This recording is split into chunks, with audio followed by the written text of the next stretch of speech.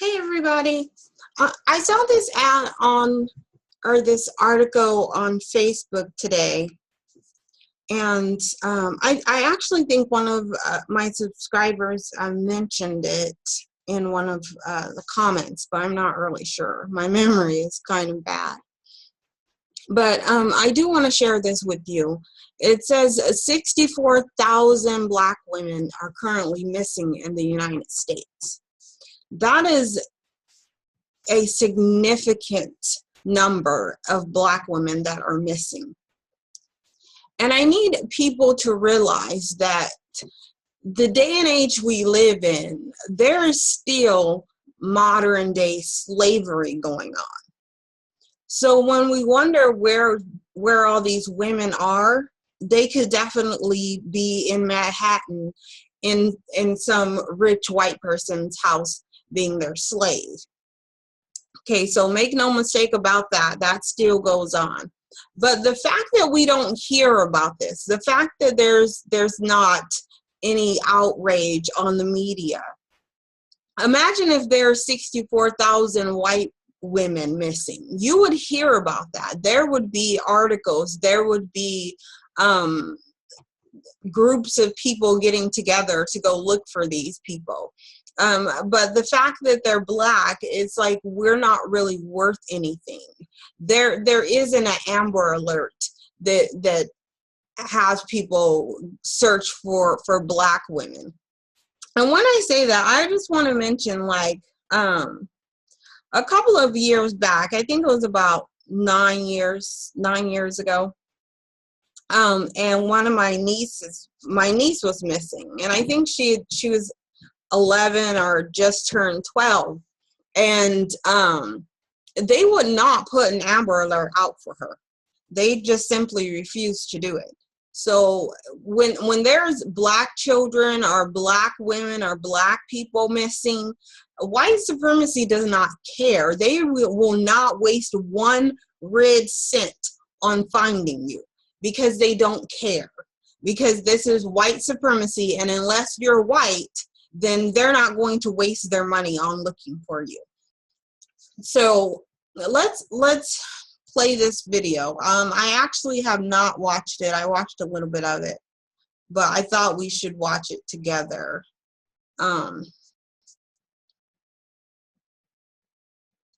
So let's to join the movement. Begin to mobilize and move people to action now. Step number 2, roll out. The way I roll is, when you've shown one time you can do it, no excuses after that. We are your centerpiece for Black thoughts in America. It's News One Now with Roland Martin. 64,000 women and girls. That's the number of Black sisters who have gone missing from American towns and cities over the last decade. Folks, that's the size of Killeen, Texas, West Palm Beach, Florida, and Carlsbad, California. Blacks make up 28% of all missing adults in America. 35% of all the missing in America are Black minors. So what are we doing about trying to find our missing? Here to talk about that is Natalie Wilson. She is co-founder of the Black and Missing Foundation, and also Avis Jones DeWeaver, writer and CEO of Insight Unlimited, a DC-based consulting firm. So just in case you guys did not catch that, that is 64,000 Black women missing in just a tiny bitty span of 10 years. That is a little time for a lot of missing women. So I'm not a big conspiracy theorist, but something does not sit right with me on this one. Okay? Something's going on. Someone's taking these women. Folks, you're certainly welcome back to the show.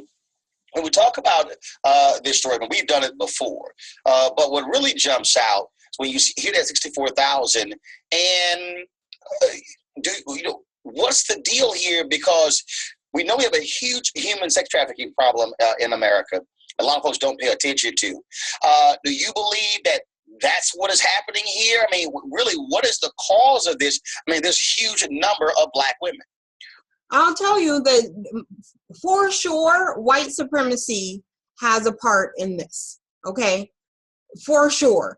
Whether it is the sex trafficking, whether it is the modern day slavery, whether they have killed these Black women for their organs, which I would not pass white supremacists. I would not put that past them. They're terrorists. So I know for a fact that they have a hand in this, if not completely responsible for every last one of them. We know that they play a huge part in the fact that these women are missing. Well, individuals go missing for a number of reasons. Sex trafficking is one, domestic violence, and a number of seniors are simply walking away. So there are a whole host of issues why they're missing. Well, but which I totally understand, but it's missing and never found. It's missing, and oftentimes not even on the Richter scale. I mean, here we are. This is just another example for me of how Black women's lives are devalued in America. We're out over 150 years since Sojourner Truth asked that very famous question, "Ain't I a woman?" And apparently, as it relates to how we perceive and value those who are missing, apparently Black women are not. And obviously, when you talk about in terms of what the media focus is when you watch mainstream cable news channel, Black women are not white women. So when we want to sit there and jump on that feminist bandwagon, you need to realize when you're marching for this feminist movement, you're only marching for white women. You're marching for white women to get treated better, for white women to get paid more, because it has nothing to do with you, okay? Just like Amber Alert has nothing to do with finding little brown kids, these feminist movements have nothing to do with them helping Black women, finding Black women, or paying Black women a fair wage. And again, if it's a white woman and she's blonde, oh man, you're going to see all kinds of coverage. You're going to see lots of attention in the first 24, 48 hours. Typically for African Americans, it requires public pressure, and then there might be 3-6 months after the fact, which we know is virtually impossible to have an impact on the case. And one of the difficult challenges that we have is getting media coverage. For instance, Phoenix Colden, who is missing from St. Louis, I called every station in St. Louis and no one would cover her story. So finally, someone from our media outlet, Black Press News One, covered her story, and then it started picking up with other media outlets. But it's very difficult, it's very challenging, and the media tends to classify our missing individuals as runaways, so law enforcement does. So then there isn't any media coverage, or there isn't an Amber Alert for the missing individual. So what somebody probably asked thinking this, what then gets something to be classified an Amber Alert? I mean, what are the requirements for that to happen? For an Amber Alert to be issued, it must be a child under 17 years old, and there must be involved in there must be a vehicle involved. So there are a number of criteria. So those are some of the guidelines. But and of course, the unspoken guideline is they must be white. The graphic I started with, Ava, is 34% of these are Black minors. That means you got a whole bunch of people, 66%, who are adults, who frankly, you're not going to see an Amber Alert for them. You're not going to see sort of the banner being waved saying, hey, they're missing. Just the other day, I saw Jada Pinkett Smith on Twitter. She was tweeting about a young girl who's missing as well. So 2/3 of the folks missing are adults. There's no alarm there. There's no alarm. And what's sad is that not only is it a tragedy that the media kind of yawns and doesn't pay attention to these issues, in many cases, as you mentioned, law enforcement does either. I have a very good friend of mine who is a retired FBI agent, very committed to her job, had to, on her personal time, look for a Black child who was missing, because at the very same time, the agency was very involved in looking for a white child. And she had to garner the efforts of her Black comrades at the FBI to do it on their personal time, because the agency refused to invest the time and information and money to. But they will sure take your tax money. You can sure pay them to do a certain job. But then when it comes to them allocating those funds and actually doing the work for the Black community, they're not doing it. But they certainly will not spare you on your taxes. You have to pay them taxes. It's disgusting. This is part of white supremacist terrorism. This right here, 64,000 Black women being missing, is white supremacist terrorism.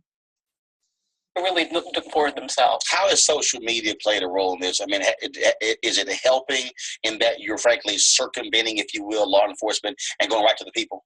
Absolutely. We cannot wait for the 4 o'clock or 5 o'clock news cycle. We have to get that information out there right away because time is of the essence. Vital information can be lost on the case. So we utilize social media, Facebook, Twitter, Instagram, to provide information about the missing person. And I could tell you there was a young girl who came up missing in Raleigh, North Carolina. She had been gone missing for 5 days, and her mom had tweeted something out, and someone had forwarded me the tweet. We reached out to the mother, had her on the show the next day, and the young girl, she was found that particular evening. And of course, we told the story later that day. But again, had her mom not tweeted that, we likely would have never even known about it. And I was talking about Jada Pinkett Smith, folks. Pull up my iPad, please, Shelly. She tweeted this out just a couple days ago. Have you seen this girl in West Sacramento or anywhere in the U.S.? If so, please contact Sacramento PD at 916-617-4960. Angel Pears, 15 years old, 5'9", 130 pounds, last seen, green shorts and T-shirt, very long legs, quiet but well-spoken. Jada Pinkett Smith, we interviewed her a couple of years ago. I was trying to go down and see if I could see a picture of this girl, but there isn't one, so we don't get to see her. She is very much involved in this whole issue of human sex trafficking, and she uses her platforms, all of her platforms, to really bring attention when a young Black woman comes up missing.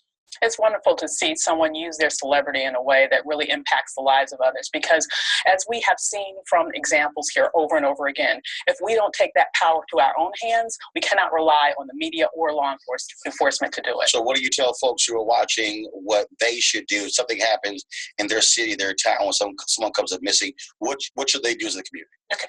We all have a responsibility to find our missing. We can't wait for the media or law enforcement. The community must get involved. If you have a loved one missing, please contact the Black and Missing Foundation. We will assist you from A through Z. We'll work with you on filing a police report and getting media coverage. Also, work closely with your law enforcement official and provide flyers. Walk within your community and distribute flyers of your missing loved one. So your site is blackandmissing.org, but also what's your Twitter handle? It's BAM_FI,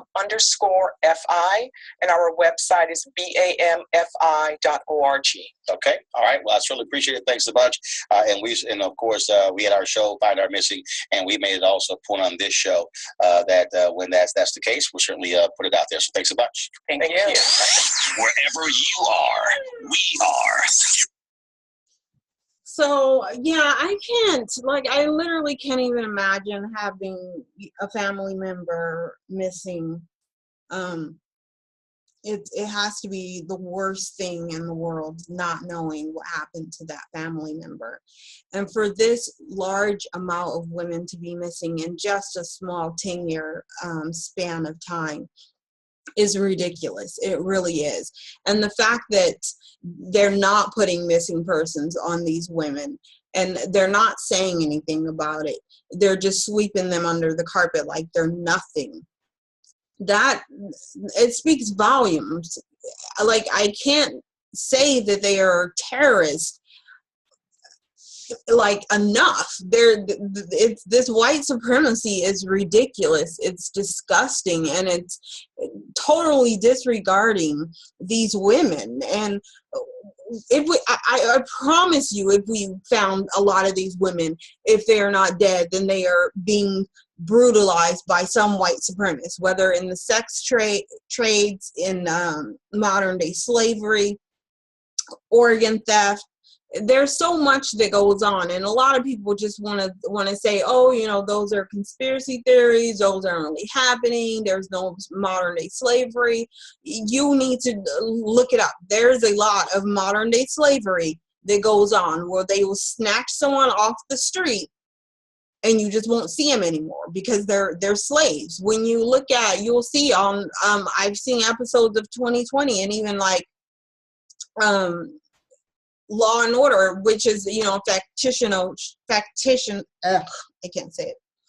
fictional show, but they do shows on stuff that's ripped from the headlines, as they call it, because they do them on real events.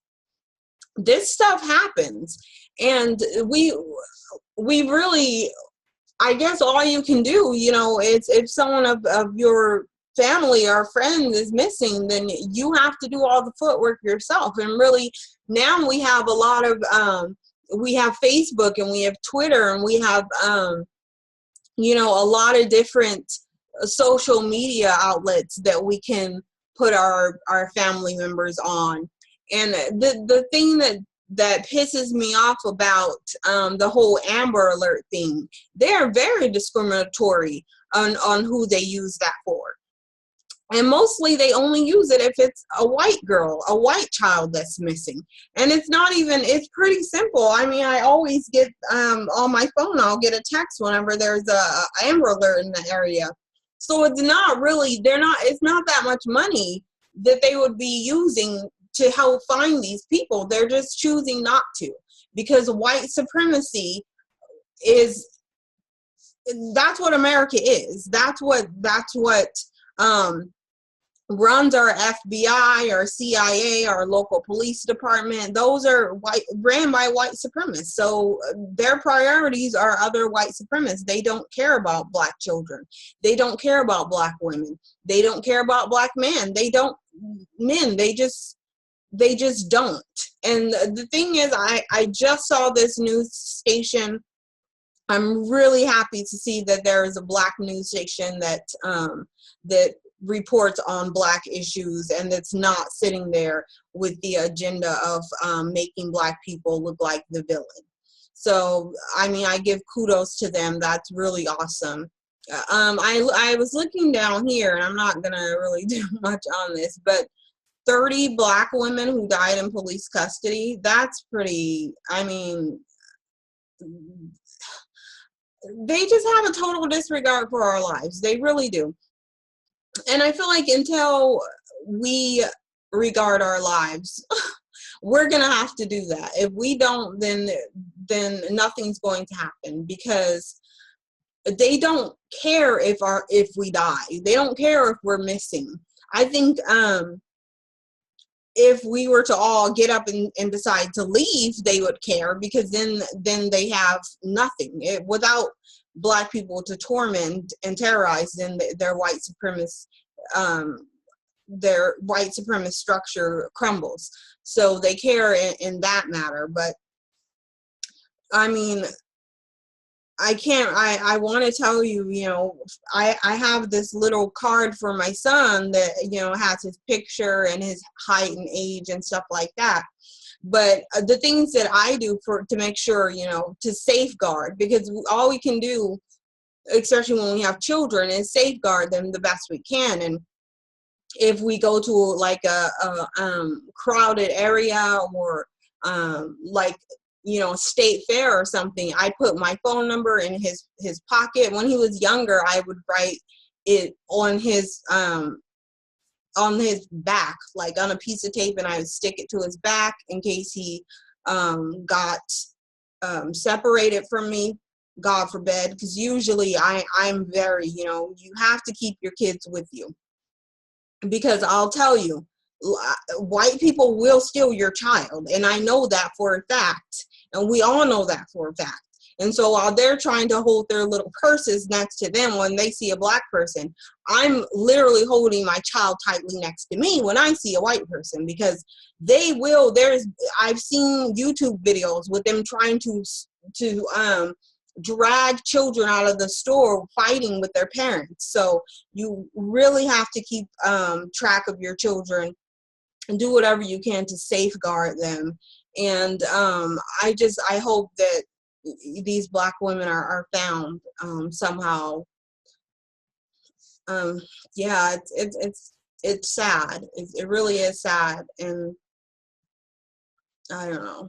Thank you guys for watching this video. Please like, comment, and subscribe. Share the videos as much. Sorry, I went to the dentist, and my half of my mouth is numb, so it's really hard to speak. But share these videos as much as you can. We need to get as much anti-white supremacist terrorist videos and media and anything that we can out there. We need to spread it and share it, and hopefully we as a Black community can all get on the same page, and we can get rid of this white supremacist